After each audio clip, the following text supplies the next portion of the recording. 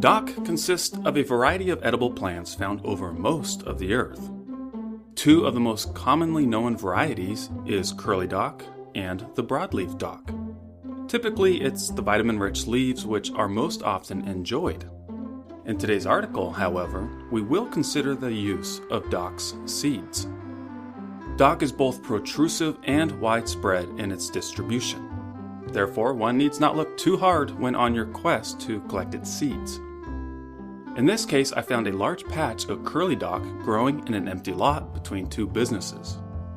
Using a pair of clippers, I cut each seed-bearing flower stalk near its base.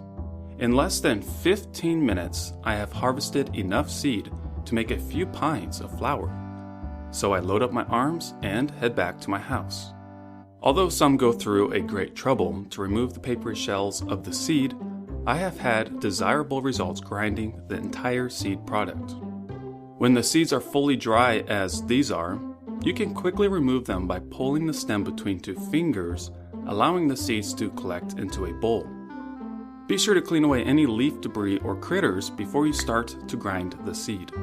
If you like to work hard for your food, or simply enjoy the experience, a mortar and pestle will suffice. I, however, prefer the convenient use of a coffee grinder, especially when working with large quantities. 1 cup at a time, I grind up the entire seed into a flour. The flour is then poured into a glass mason jar. Once the mason jar is full, you may wish to store your flour for future use.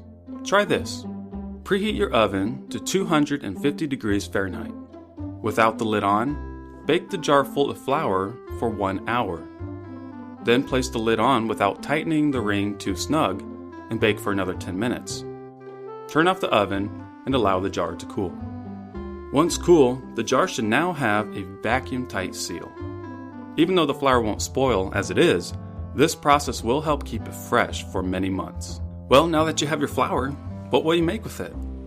Regardless of what recipe you choose to follow, dock seed flour is a great food additive that's rich in both fiber and calcium.